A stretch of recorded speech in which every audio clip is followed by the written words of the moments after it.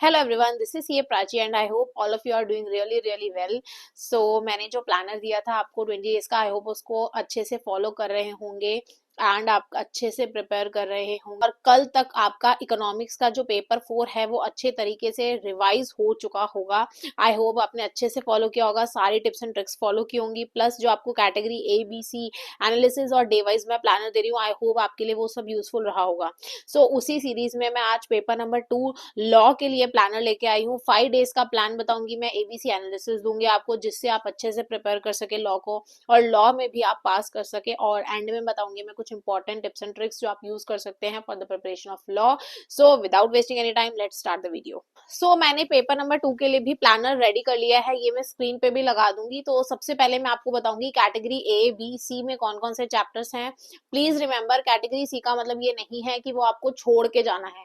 इसका मतलब ये है कि आपको सबसे पहले कैटेगरी ए और बी पे फोकस करना है, because they are more scoring than category C. तो आप इसी तरीके से फॉलो करेंगे, कैटेगरी ए और बी को 100% कवर करके जाएंगे, सी को भी मैक्सिमम कवर करना है जितना आप कर सकें। सो कैटेगरी ए में देख लेते हैं सबसे पहले कौन कौन से चैप्टर्स हैं। सबसे पहले है चैप्टर नंबर 2 में unit 2 consideration, unit number 3 essential elements of contract and unit number 4 performance of the contract. तो ये 3 चैप्टर्स हैं कॉन्ट्रैक्ट एक्ट के जो कैटेगरी ए के हैं। इसके बाद है चैप्टर नंबर 3 में unit 2 conditions and warranties and unit number 3 transfer of ownership and delivery of the goods. तो ये सेल्स ऑफ गुड्स एक्ट के इंपॉर्टेंट चैप्टर्स हैं, इनको आपको कवर करके चलना है। ये कैटेगरी ए के चैप्टर्स हैं। इसके बाद आ गया chapter number 4 unit 2 relation of partners and unit number 3 registration and dissolution of the firm. तो ये दोनों जो आपके पार्टनरशिप एक्ट के इंपॉर्टेंट चैप्टर्स आ गए। इसके बाद आपका जो कंपनीज एक्ट है 2013, वो तो मोस्ट इंपॉर्टेंट है। ये 4 एक्ट के इंपॉर्टेंट चैप्टर्स मैंने दे दिए हैं। सबसे पहले आपको इन्हीं को कवर करके चलना है। उसके बाद अगर ये आपने कवर कर लिया तो 65 मार्क्स आपके कहीं नहीं गए।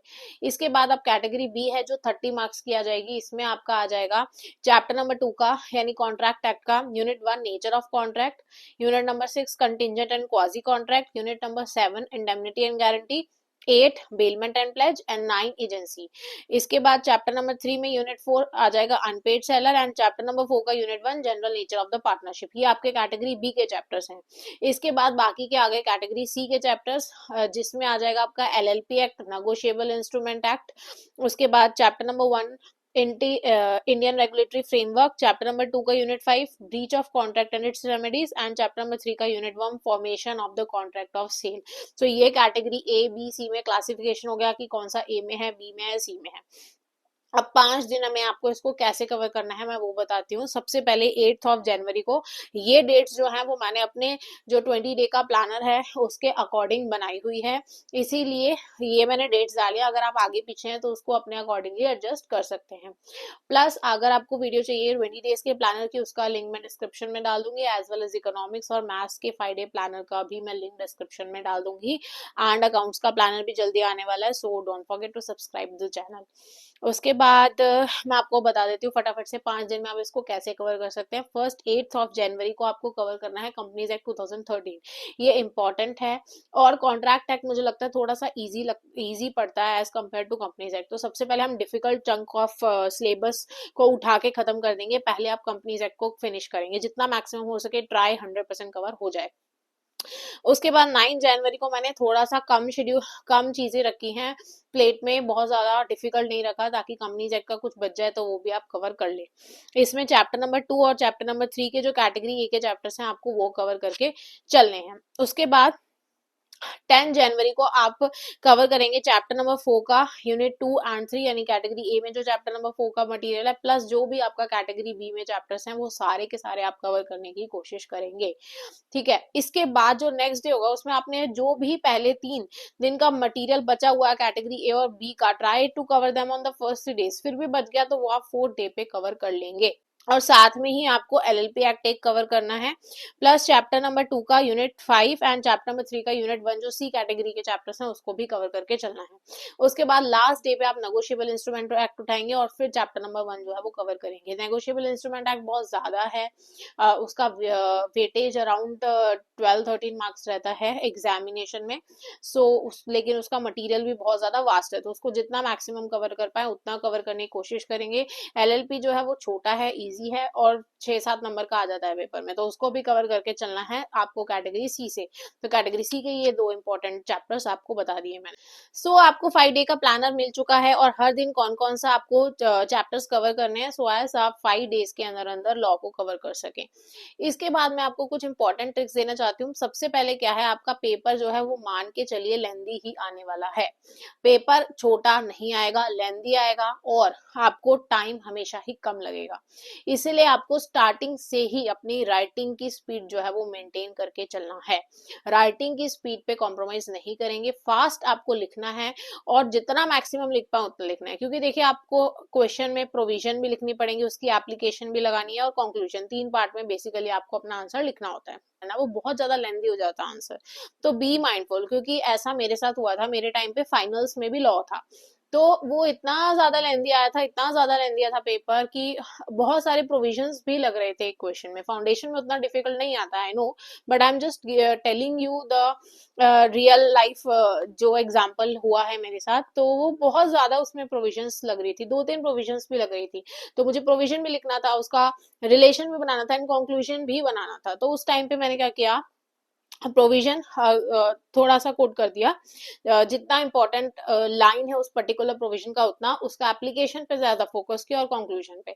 तो इस तरीके से मैंने कट टू कट ही मेरा मुश्किल से पेपर कवर हुआ था। अगर मैं पूरा पूरा प्रोविजन लिखने बैठ जाती तो मे बी मेरा पेपर पूरा कवर भी ना हो पाता।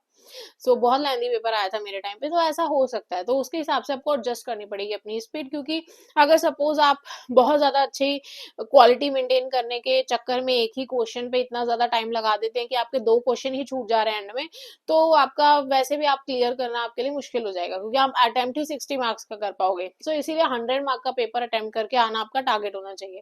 थोड़ा सा अगर क्वालिटी कम हो जाती है, जो आंसर्स आपने लिखे हैं लेकिन आप 100% पेपर कवर कर रहे हैं, तो आपके चांसेस जो है पास होने के वो ज्यादा होंगे। इसीलिए राइटिंग स्पीड स्टार्टिंग से मेंटेन करिए और ज्यादा से ज्यादा पेपर अटेम्प्ट करने की कोशिश कीजिए।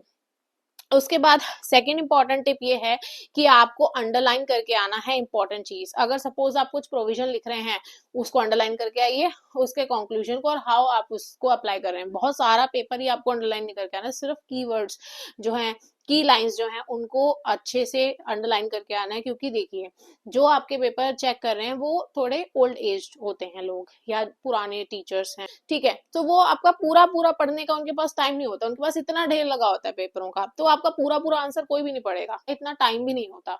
तो आप अगर हाईलाइट करके जाएंगे, अपना highlight by highlight I mean underline करके आएंगे, तो वो इजी रहेगा एग्जामिनर के लिए टू चेक इट। तो अगर आप एग्जामिनर का काम आसान करोगे तो वो आपको मार्क्स भी इजीली दे देगा।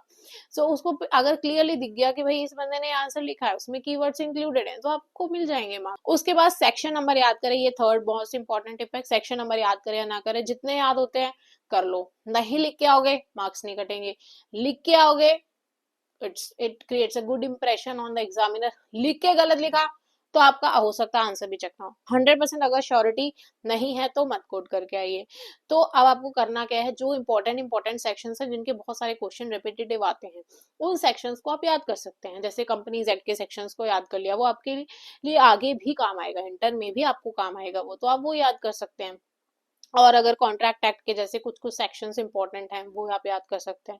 इस तरीके से कुछ कुछ इजी जो सेक्शंस हैं जो इंपॉर्टेंट हैं वो आप याद कर लीजिए, बाकी सारे चाहे मत कीजिए, तो आप ये कर सकते हैं। फोर्थ जो सबसे ज्यादा क्वेश्चन आता है कि क्या मुझे एग्जैक्ट लैंग्वेज कॉपी करनी है लॉ की। देखिए, ये ह्यूमनली पॉसिबल नहीं है कि आप एग्जैक्ट रट्टा मार के पेपर में लिख के आ जाए, वो तो कोई नहीं कर सकता।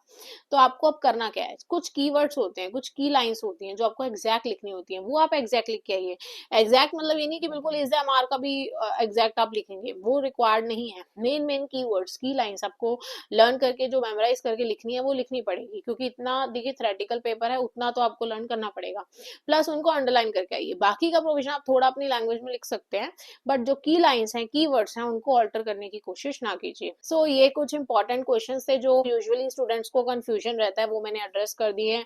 आपको 5 डे का प्लानर दे दिया है, आपको बता दिया है कि कैसे कौन से दिन पे क्या कवर करना है, सो दैट आप 5 डेज में कवर कर पाए। इंपॉर्टेंट टिप्स एंड ट्रिक्स दे दिए हैं।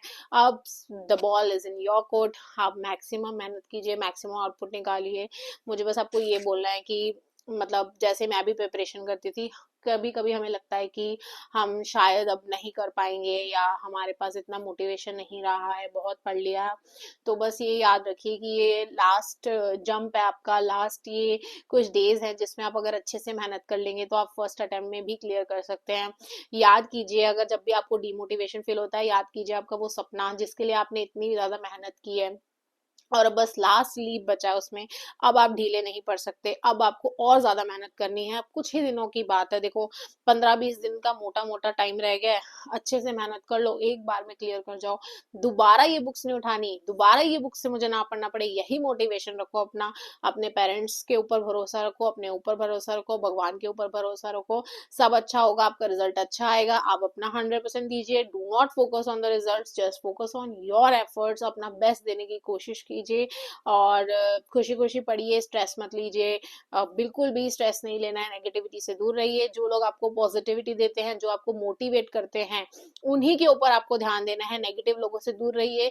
अच्छा खाना खाइए, बाहर का खाना बंद कर दीजिए और अच्छे से प्रिपरेशन कीजिए। और अगर कुछ आपको क्वेरीज हैं, डाउट्स हैं, तो आप मुझे कमेंट्स में लिखिए, मैं जरूर उसको एड्रेस करने की कोशिश करूंगी। Do like the video, subscribe to my channel. All the best ये वॉरियर्स, बाय बाय।